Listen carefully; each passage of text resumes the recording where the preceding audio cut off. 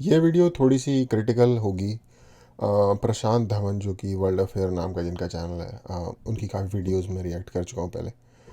उन्होंने एक वीडियो बनाई है, नए लीडर इलेक्ट हुए हैं अर्जेंटीना के, उनके ऊपर कि अ, कैसे यूएसए ने एक चाल चली है जिसके चेकमेट किया है बेसिकली इंडिया को या ब्रिक्स को बेसिकली। ये टाइटल ही सुन के मुझे काफ़ी मिसलीडिंग लगा था इस पर्टिकुलर इशू के ऊपर। काफ़ी अच्छा काम करते हैं वो जनरली। मैं उम्मीद करूँगा कि शायद उन्होंने इसे गलत इंटरप्रेट कर लिया इस इंसिडेंट को, या उनको उनके पास शायद प्रॉपर बैकग्राउंड नहीं था, और इस वजह से शायद उन्होंने ये जो हुआ है लीडर चेंज, ये मतलब काफ़ी लैंडस्लाइड माना जा रहा है, क्योंकि that guy is totally like outside from outside, की जो मेन पॉलिटिकल पार्टीज़ वगैरह होती हैं या डायनेस्टीज़ होती हैं उनसे अलग है। जैसे मान लो इंडिया में केजरीवाल जब एकदम से आया ही था, तो उस टाइप का। हालांकि केजरीवाल एक अच्छा एग्जांपल नहीं है इस चीज़ के लिए। केजरीवाल एक हाँ, उम्मीदों पे पानी वाला बंदा है, लेकिन एनीवे। तो जो ये वीडियो है इसमें इसका टाइटल ही ऐसा था कि कैसे मतलब दाव चल दिया अमेरिका ने बेसिकली एक तरीके से, जबकि ऐसा एग्जैक्टली है नहीं। वीडियो देखते हैं और फिर मैं थोड़ा अच्छे से एक्सप्लेन करने की कोशिश करूँगा कि क्या बात हो रही है। बंदे का नाम शायद हावियर आइलीन या समथिंग नाम है उसका, जो नया लीडर आया है। वीडियो देखते हैं फिर बात करते हैं। नमस्कार आणि welcome you all to world affairs. मैं हूं प्रशांत धवन। नाउ रिसेंटली एक मेजर चेंज हुआ है जियो पॉलिटिक्स में, जिसके बारे में आपको पता होना चाहिए। ये एक बहुत ही ज्यादा इम्पैक्टफुल बात है। ब्रिक्स कंट्रीज अपने आप में शॉक्ड हैं। यूएसए ने एक लॉन्ग गेम खेली है साउथ अमेरिका में। नाउ यहाँ पे आप देख पाओगे, आर्टिकल आपको दिख जाएगा। ओके, तो सबसे पहले तो मेरा इस अगेन मेरा ये वीडियो बनाने का मतलब ये नहीं है कि मैं इनका क्रिटिसिज्म करना चाहता हूँ। मुझे लग रहा है कि इन्होंने शायद कॉन्टेक्स्ट इस चीज़ का गलत ले लिया, और ये थोड़ी सी हैरानी वाली बात है, क्योंकि इनके जियो पॉलिटिक्स पे जितने भी वीडियोज़ होते हैं वो काफ़ी एक्यूरेट होते हैं, काफ़ी लाइक लाइन के ऊपर ही होते हैं, बिल्कुल पटरी पे ही होते हैं। ये वाला आई डोंट नो, हर इंसान की एक इंटरनल जिसे कहते हैं बायस या अंडरस्टैंडिंग भी होती है चीज़ों की। um, जैसे जैसे जॉन मेयरशाइमर एक बहुत ही फेमस इंटरनेशनल थियोरिस्ट है रियलिज्म पे बेस, तो उनकी एक सर्टेन वे ऑफ थिंकिंग है, वो उसी पैरामीटर्स पे चीज़ों को जज करते हैं। तो उसी तरीके से बहुत सारे लोगों का एक सर्टेन पैरामीटर है कि वेस्ट जो है वो ईविली होगा, या वेस्ट एक सर्टेन तरीके से ही काम करता है। मैं उससे टू बी ऑनेस्ट अग्री नहीं करता। और इंडिया में जो जिसे कहते हैं कि इंटेलिजेंशिया है, उसका एक हिस्सा है जो कि वेस्ट को बेसिकली डिफ़ॉल्ट ईविल मानता है, जो कि कोई डिफ़ॉल्ट ईविल नहीं होता। हर बंदा अपने एंड से कुछ चीज़ों को देख के डिसीजंस ले रहा होता है। तो काइंड ऑफ ये उस सोच से लिया गया दिख रहा है। और क्योंकि मैं ब्रिक्स को कोई बहुत अच्छी चीज़ भी नहीं मानता, तो इसलिए भी शायद मुझे इस पर्टिकुलर इंसिडेंट से इतना फ़र्क नहीं पड़ रहा। बट एनीवे, ये अमेरिका का दाव नहीं है बेसिकली। आगे बात करेंगे कि कैसे कैसे बात हो रही है। कि चाइना ने वार्निंग दी है। किसको वार्निंग दी है? अर्जेंटीना को। नाउ यूजुअली जब हम अर्जेंटीना के बारे में सोचते हैं ना, तो हम इंडियंस को यूजुअली माइंड में आता है सॉकर, फुटबॉल, लियोनेल मेसी या फिर मैराडोना।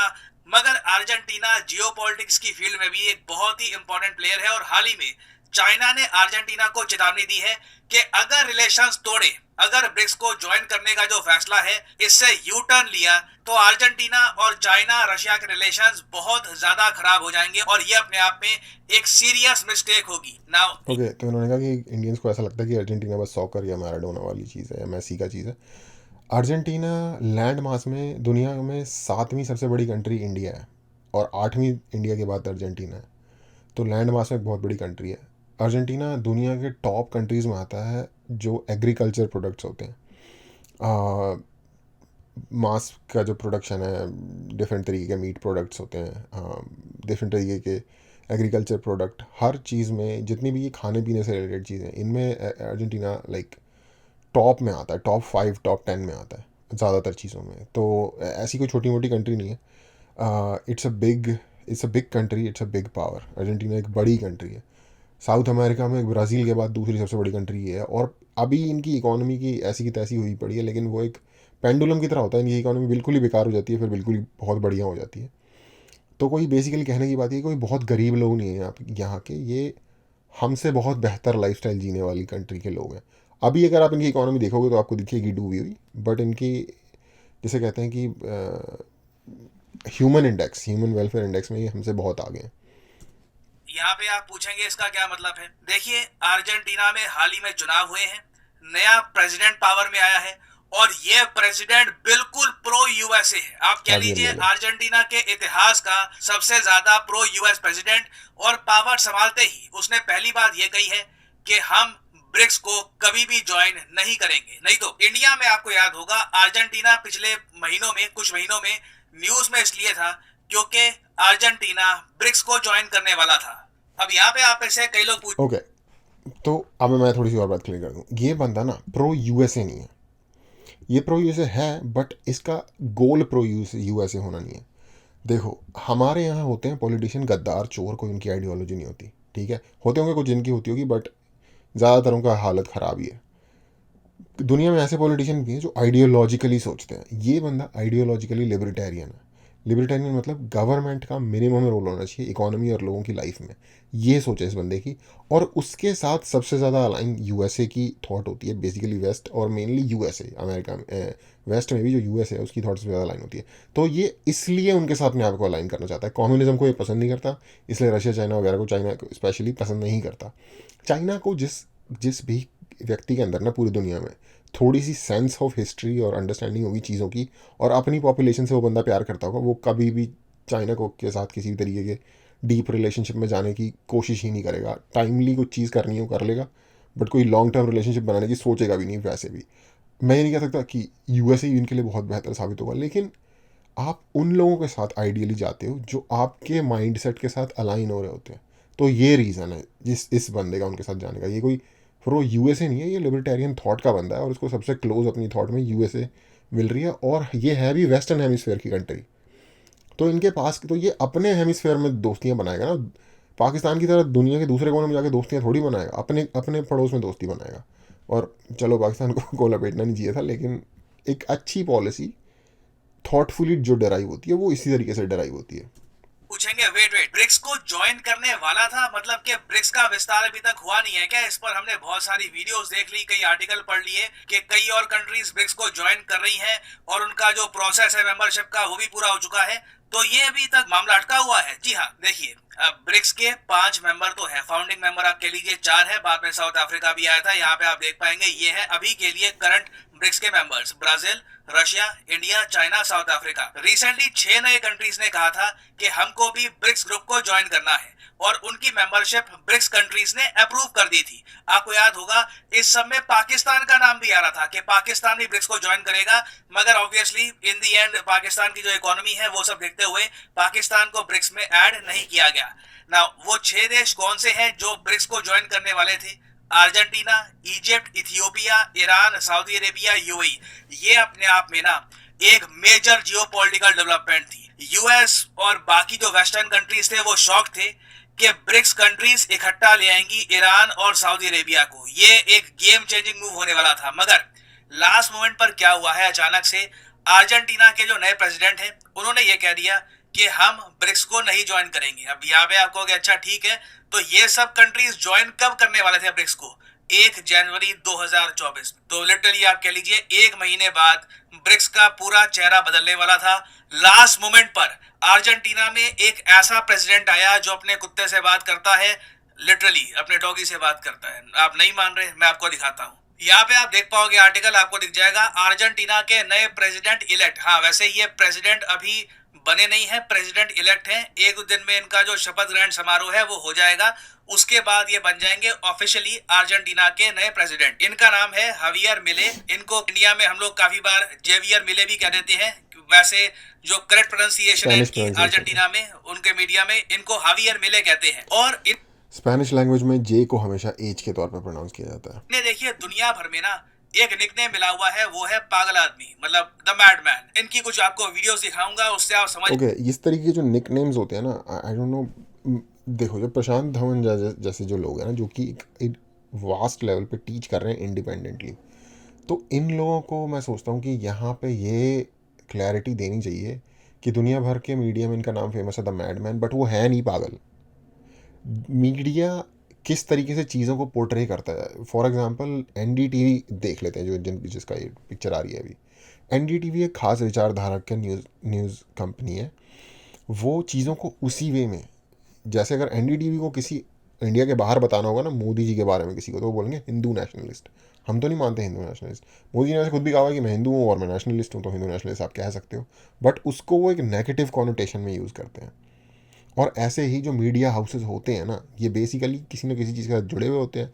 ये जिस थॉट या आइडियोलॉजी के साथ जुड़े हुए हैं, वो लेफ्ट की सोशलिज्म की आइडियोलॉजी है वो, क्योंकि ये बंदा लिबर्टेरियन है, इसको पसंद नहीं करते, तो ऐसे ही नाम दे देते हैं। इस तरीके के नाम दे देने से क्या क्या क्या फ़र्क पड़ता है? क्या वो बंदा असली में पागल है, या फिर क्या अर्जेंटीना की जनता बेवकूफ़ है? इस पे बात होनी चाहिए। यहाँ पे ये कॉन्टेक्स्ट मैं एक्सपेक्ट करता हूँ इन जैसे, मतलब जो बड़े लेवल पे जिनका इम्पैक्ट है यूट्यूबर का, लोगों को सिखाने में, चीज़ें बताने में, वो लोगों से एक्सपेक्ट करता हूँ कि वो उनको ये क्या कहेंगे उसे, माइन्यूट चीज़ बतानी, रीडिंग बिटवीन द लाइन बतानी चाहिए लोगों को। जाएंगे कि इनको मैडमैन क्यों कहा जाता है। और इनके बारे में एक फेमस बात है कि ये अपने कुत्तों से एडवाइस लेते हैं, लिटरली अपने कुत्तों को बुलाते हैं, एक थोड़ी मीटिंग वगैरह होती है, और उसके बाद काफी बार ना ये बड़े जो डिसीजंस हैं अपने कैंपेन से रिलेटेड, काफी बार पॉलिसी से रिलेटेड, वो लेते हैं। नाउ मिले की कुछ वीडियोस हैं सोशल मीडिया पर, ये मैं आपको दिखाना चाहूंगा। नाउ यहाँ पे आप देख पाओगे, ये इनकी बहुत ही फेमस वीडियो है जहां पर ये कह रहे हैं कि सरकार मैं अपनी बनाते टाइम ना ये मंत्रालय खत्म कर दूंगा। Bueno, lo primero que tenemos que entender es que el Estado no es la solución, el Estado es el problema. इनकी मेन फिलॉसफी ये है, सरकार समाधान नहीं है, सरकार ही प्रॉब्लम है। सरकार को जितना कम करोगे, मतलब के मंत्रालय जितना कम करोगे, कानून जितने कम रखोगे, उतना कंट्री ज्यादा आगे तरक्की करेगा। Ustedes, si se fijan acá, tienen la gran rabiosa, el gran que es la foto pizarra, deporte. अब ये दिखा रहे हैं कि कौन कौन से मंत्रालय ये खत्म कर देंगे पावर संभालते ही। Ministerio de Turismo y Deporte. Ministry of tourism और स्पोर्ट्स खत्म कर दूंगा। Afuera. Ministerio de Cultura. Ministry of culture खत्म कर दूंगा। Afuera. Ministerio de Ambiente y Desarrollo Sostenible. Environment और सस्टेनेबल डेवलपमेंट की मिनिस्ट्री भी खत्म कर दूंगा। Afuera. Ministerio de las Mujeres y Género y Diversidad. Afuera. जो महिलाओं के लिए मिनिस्ट्री बनी है वो भी खत्म कर दूंगा। जस्ट महिला नहीं, अगेन एनवायरनमेंट का जो घोंचू पिलाया जा रहा है ना पूरी दुनिया में लोगों को, ईवी के ऊपर चलाया जा रहा है, इन चीज़ों के ऊपर चलाया जा रहा है। आज ही एक रिपोर्ट देख रहा था, एक बंदे ने ईवी खरीदी, हुंडई की आयोनिक आती है कनाडा में, आई थिंक टोरंटो की बात है, कहीं की बात है। बंदे ने गाड़ी खरीदी, ठीक है, गाड़ी ठीक कराने गया, 1,70,000 किलोमीटर चली हुई थी, 1.5 लाख की वारंटी थी, उससे 20 लाख ऊपर चल गई, 20,000 ऊपर चल गई। कहते रिपेयर बिल आएगा गाड़ी का, बैटरी नई डालने का $50,000 सम प्लस। उतने की वो गाड़ी नहीं थी, उस बंदे ने स्क्रैप कर दी वो गाड़ी। तो ये जो जूस पिला रहे हैं ना लोगों को एनवायरनमेंट का, फालतू का, एनवायरनमेंट में जिस चीज़ से वो बैटरीज बनती हैं, लिथियम, वो जब लिथियम निकलता है ना, तो जो गाड़ी का 15-20 साल का पोल्यूशन फ्यूचर में आके क्रिएट करना है ना उस गाड़ी ने, वो उतना पोल्यूशन उतने लिथियम के निकलने में क्रिएट हो जाता है। तो ये जो कोविड का जूस पिलाया था लोगों को पहले दबा के पूरी दुनिया में, उसके बाद ये एनवायरमेंटल जूस, ये ये सब जनता को घुमा रहे हैं चक्करों में इधर से उधर। तो ये बंदे की ये बात ठीक है, कोई बुरी बात नहीं। और दूसरा, ये वुमेन एंड जेंडर डाइवर्सिटी की मिनिस्ट्री बना रखी है तुमने, वो ज़रूरत है लोगों की, एक आम व्यक्ति की जिसके पास पैसे नहीं है, मतलब रहने के लिए घर नहीं है या फिर खरीदने के लिए चीज़ें पैसे नहीं है, उसको जेंडर डाइवर्सिटी की दिक्कत आ रही है। I totally support this. Ministerio de Obras Públicas. Afuera. Aunque te resistas. Basically इन्होंने कहा है कि सरकार का खर्चा बहुत ज्यादा हो रहा है। इनका कहना यह है कि अर्जेंटीना जो आज के समय बहुत बड़े आर्थिक संकट में फंसा हुआ है, आपको पता होगा अर्जेंटीना में जो इन्फ्लेशन है रिकॉर्ड हाई रेट पे। ओके, तो मेरे ख्याल से मेन बात यहाँ तक हो गई, जो मुझे चीज़ थी। इवन अगर आप ये बंदा देखो थोड़ा सा दिखा रहा है कि हाँ मैं इसे हटा दूंगा, थोड़ा लाइक बॉम्बास्टिक तरीके से बोल रहा है, थोड़ा शोमैन के तरीके से लाइक शो बना के दिखा रहा है कि ऐसे मैं हटा दूंगा। एक आम रोड पे चलते हुए बंदे के लिए शायद थोड़ा सा ये चीज़ अट्रैक्ट करे और उसे बात समझाने का एक अच्छा तरीका हो सकता है। लेकिन क्या वो बंदा जो कह रहा है उस बात की वर्थ, उस बात में कोई दिक्कत है? नहीं। गवर्नमेंट को छोटा ही होना चाहिए। हिंदुस्तान में जितनी बड़ी गवर्नमेंट थी ना 99 तक, जब लिबरलाइजेशन से पहले, बर्बाद करके रख दिया उन्होंने हिंदुस्तान जैसी कंट्री को, जिसके पास की किसी भी तरीके के रिसोर्स की कमी नहीं है। तो जैसी लिबरलाइजेशन हुआ, खुल गई तरक्की। अभी भी है, चीज़ों में बहुत सारी चीज़ों में बंद लगे हुए हैं, जो आपको ब्रांडेड चीज़ें या फॉरेन गाड़ियाँ या ये सारी चीज़ें जो आपको बहुत महंगी मिलती हैं या मिलती ही नहीं है इंडिया में, या किसी किसी के पास देखने को मिलती हैं, क्योंकि उसके ऊपर 100% से भी ज़्यादा टैक्स है। ये यही सारे तरीके के जो सरकारी वो लगे हुए हैं रोक, उनकी वजह से ही है। तो हाँ, कुछ सिचुएशंस में शायद ये चीज़ अच्छी ना हो, लेकिन ज़्यादातर ये सरकार जितनी कम हो किसी मामले में, उतना बेहतर बेहतर होता है। तो इस बंदे को अगर आपको ठीक से समझना है, इसका टकर कार्लसन के साथ एक इंटरव्यू आया था आज से शायद 2 महीने पहले। वो इंटरव्यू 1 घंटे से ज़्यादा का है। Tucker Carlson Buenos Aires capital Argentina की, वहाँ जाके उसने इसका इंटरव्यू लिया था। वो इंटरव्यू देखो, आपको पूरी इसकी पॉलिसी समझ में आएगी बंदे की। और मुझे कोई दिक्कत नहीं लगती। मुझे अर्जेंटीना के लोग बेवकूफ़ नहीं है जिन्होंने इसको वोट दिया है, ठीक है। और ये जो पागल की तरह कुत्ते से एडवाइस लेते, यार ये सब कुछ चोचले वोचले होते हैं, ये सब दिखाने की चीज़ें होती हैं। कर बंदा होता नहीं है इतना पागल। जैसे ट्रंप को बहुत पागल दिखाया जाता है। ट्रंप वो बंदा था जिसने अब्राहम अकॉर्ड करके दिखा दिया। यूएई एक मेजर अरब कंट्री, और जो कि टैसिट सऊदी की अप्रूवल के बगैर हो ही नहीं सकता था, उसकी अब्राहम अकॉर्ड के थ्रू मतलब दोस्ती करवा दी इसराइल से। ये अपने आप को बाइडन वाइडन कैरियर पॉलिटिशियन बनते हैं, इनसे कुछ बाल नहीं उखड़ा इनसे आज तक। इनकी राज में लड़ाई हो गई वहाँ पे उल्टा, ठीक है। ट्रंप वो बंदा था जो यहाँ पे, अगर उसका टाइम चल रहा होता तो सऊदी की और इसराइल की अब तक सेटिंग हो चुकी होती, और शायद ये जो इतना बड़ा बवाल चल रहा है ना वहाँ, ये शायद ये स्टार्ट भी ना होता। बट एनीवे, जो लोग सच में चेंजेस लाने के लिए केपेबल होते हैं, या विजनरी होते हैं, या कोशिश कर रहे होते हैं, उनको ये ऐसे मैड डॉग है, कुत्ते से एडवाइस लेता है, ये तो लोगों को यार बेवकूफ़ बना रहे हैं। जैसे जादूगर नहीं होता, ट्रिक सामने दिखा रहा होता है, कर कुछ और रहा होता है पीछे से। उसकी ट्रिक का पूरा राज ये होता है कि आपका वो अटेंशन डाइवर्ट कर देता है जो वो एक्चुअल कर रहा होता है उस चीज़ से। वो कर रही है पॉलिटिशियन और पूरी पूरी दुनिया में। और प्रशांत धवन जी जैसे टीचर्स से सिर्फ ये उम्मीद है कि वो उस चीज़ को बेनकाब करके बताएं लोगों को। और सिर्फ ये, I am actually very impressed with whatever he does, you know like. But ये वाली पर्टिकुलर वीडियो मैंने देखनी शुरू की, मैंने इसका टाइटल देख के मुझे थोड़ा सा अटपटा लगा। मैंने वीडियो देखनी शुरू की, मुझे लगा कि थोड़ी सी बात करनी चाहिए इस पर। एनीवे, इनका जो काम है उनको मैं पसंद करता हूँ। होपफुली आपको भी कॉन्टेक्स्ट मिला होगा जिसके बारे में मैं बताना चाहता हूँ। देखने के लिए थैंक यू।